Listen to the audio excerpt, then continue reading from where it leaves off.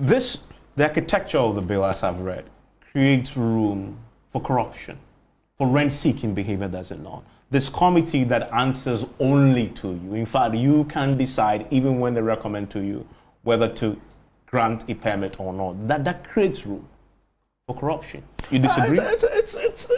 I am tempted to use so many phrases when it comes to some of this, but I'll contain myself. It's just annoying, it's just annoying when it's suggested that, and I don't think you belong to the camp of some of the other colleagues who see nothing good in this and suspect that it's yet towards lining the pockets of people who obviously are not accountable. It's silly. Let them take the necessary few minutes and read through the documentation. The committee consists of ABC, I think about my last count was about 13 or so. Now, 13, you have the deputy minister of my ministry here, who will be the chairperson, and then there will be somebody representative from our Greek ministry. Let me go to them for the sake of those who are watching. Yeah. You have the Ministry of Trade and Industry represented, and the individual there must not be anybody below the rank of a deputy minister. So I guess your deputy minister will represent you, and he will chair. Yes. You have the Ministry of Food and Agriculture, also there, somebody not below the rank of a director. Yeah. You have the Ministry of Finance. You have the Ministry of Employment, Labor Relations, Ministry of Interior. You have the Bank of Ghana, Custom Division of the GRA represented, the Food and Drugs Authority.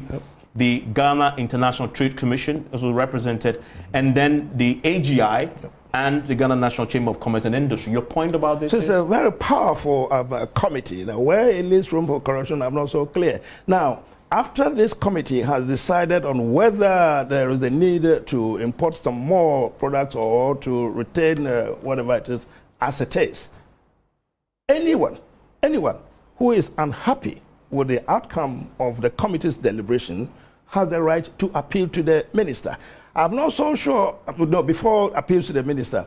At this stage, the minister, then the committee recommends to the minister. They recommend it. It isn't the minister who at his whim and caprice decide on what to do. There is a recommendation by the committee. But you decide whether to take the recommendation or not. We'll go to the next bit. The minister then decides. You are right. I would have thought that if this powerful committee is decided that a permit or a license should be granted, a minister will see no reason to differ from those. But that power is given to you. I have no doubt at all. Let's go to the check on the minister.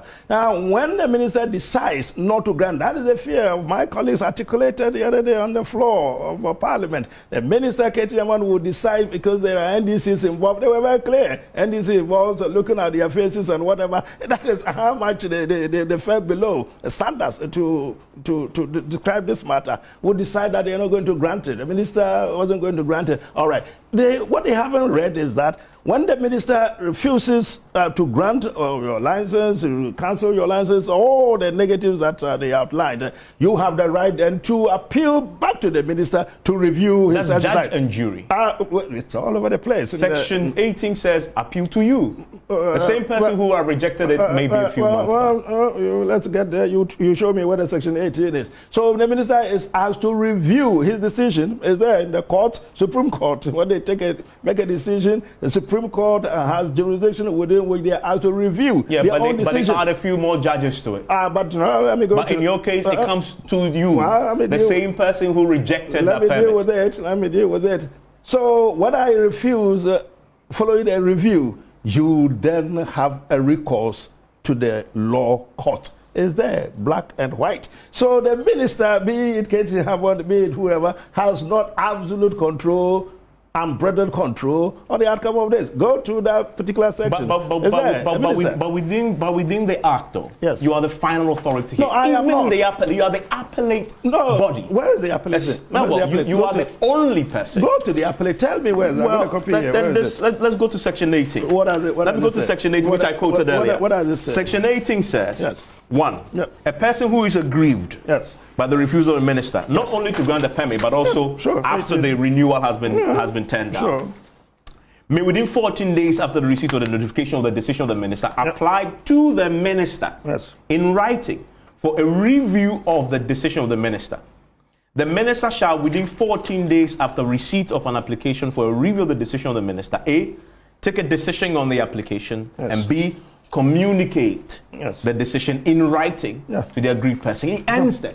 It doesn't end there. Well, tell me if there's been an amendment to this. It doesn't end there. Is that what you have? That's what I have. Well, you see, that's why you should be careful. When was this reviewed? When you get in this, get in this. 3. Have you seen the 3?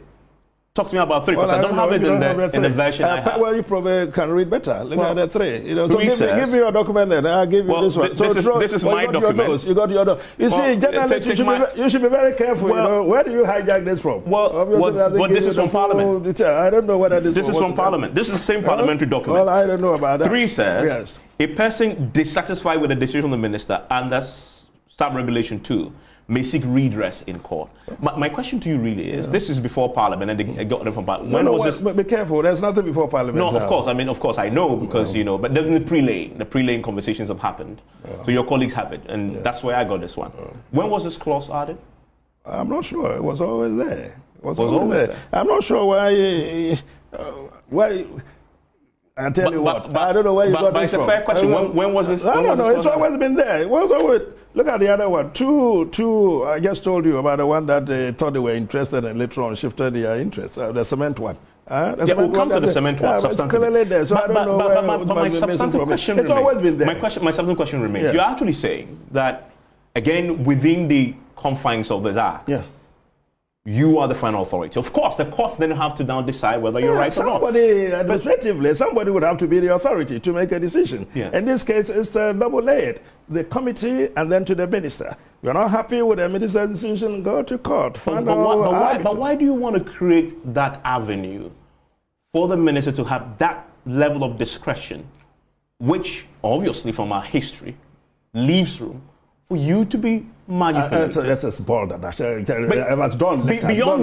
Remember that. Beyond you, there'll be ministers beyond you who have to enforce this. Why are you looking at KTM? Okay, let's talk about the minister. But why this is institutional. No, absolutely. But why do you think that this is an embodiment of corruption? You may be a saint. No. You may be a saint, but somebody may occupy your seat tomorrow. I don't claim to be a saint. No, somebody may occupy your seat tomorrow. And that person cannot lay claim to infallibility. But nobody is going to access this and be able to thereby corrupt themselves. I mean, what do you make of the reference to the court?